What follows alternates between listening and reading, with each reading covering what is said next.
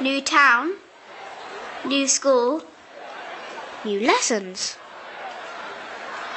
It's all so confusing.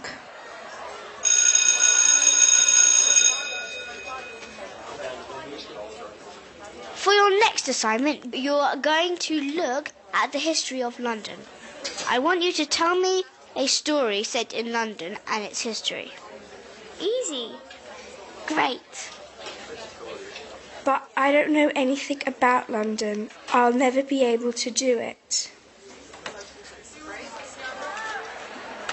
Now, that's not the right attitude, young lady. Who said that? Charles Dickens. I'm a writer. Just what you need. Now, give me a moment. How did you do that? I'm also a bit of a magician. There's nothing more magical than stories.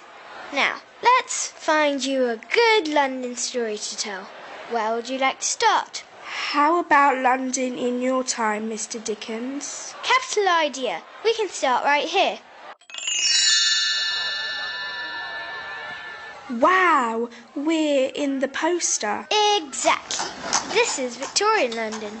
Was it always so foggy? A lot of the time, yes. It's all the coal fires. And was it always so smelly too? Well, yes, until we built the sewers. I'm not sure I like it here.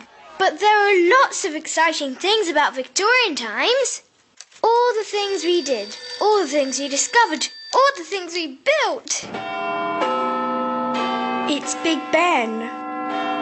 That's me, Big Ben, at your service. No, I meant Big Ben, the tower with the clock. Oh, no, that's called the clock tower.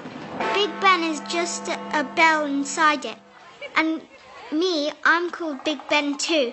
Because my name's Ben and I'm quite tall, maybe you could write a story about me.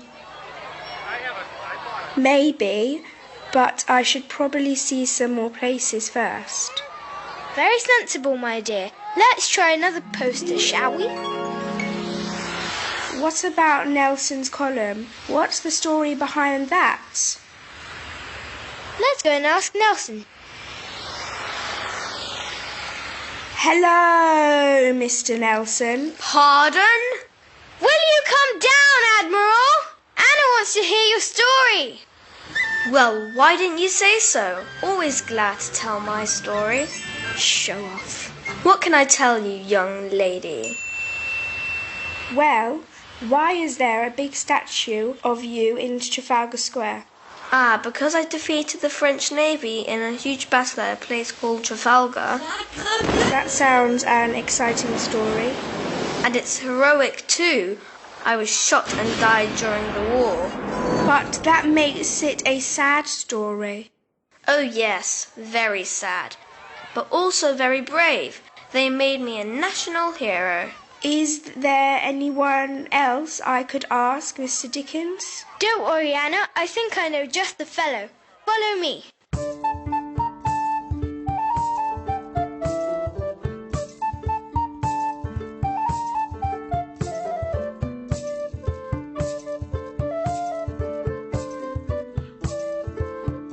William Shakespeare, our greatest writer.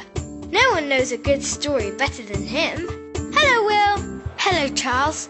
And who's this you've got with you? This is Anna, and she needs a good story about London history. I'm sorry, I'm a bit busy at the moment. I'm working on a play. You write plays? Lots of them. I put them on here at the Globe Theatre. I even act in them. I could never do that.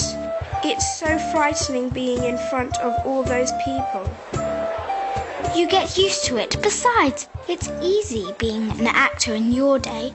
In my day, they threw food at you if they didn't like your performance. Poor you. I wondered why you had those rotten tomato stains on your jacket. Oh dear, I'm afraid last night wasn't my best performance. Anyway, I'm sorry I haven't got time to help you.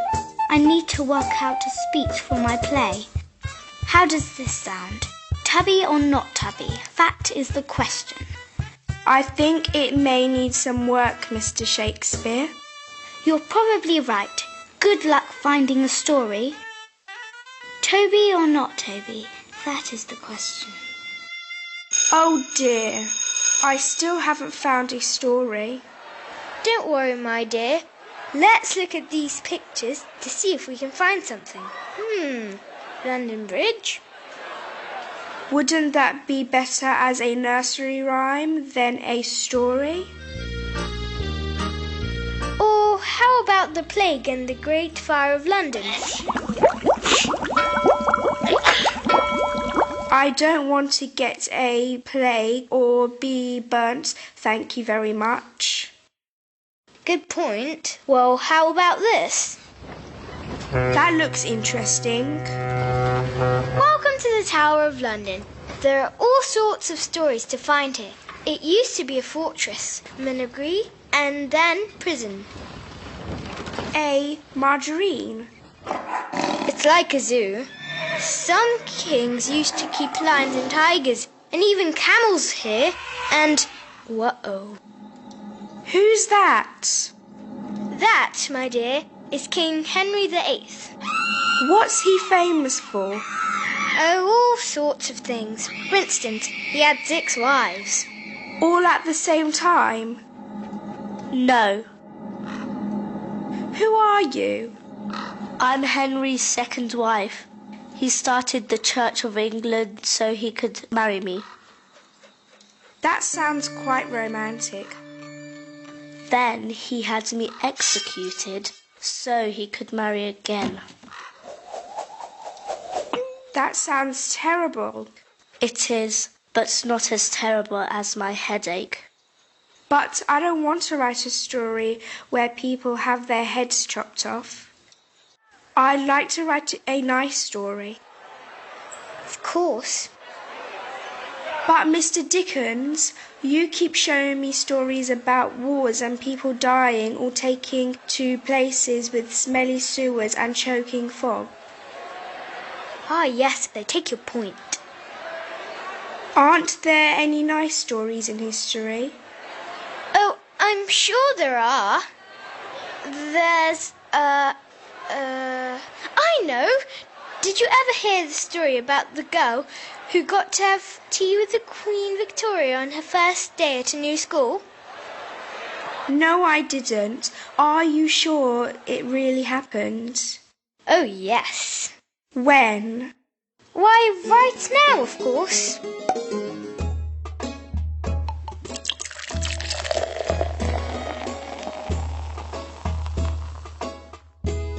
Come along, Albert, we have a guest for tea. Excellent. Can I bring my Christmas tree? No, you may not. It is the middle of September. I'm sorry, my dear. Albert is very proud of having brought Christmas trees to this country, aren't you, dear? Oh, yes. Wow! Tea at Buckingham Palace. Is this really happening? It is in this story. That's the fun of stories. They can take you to the most unexpected places. Cool. Now, my dear, would you like a slice of cake? Yes, please. Now I've really got something to tell everyone at school.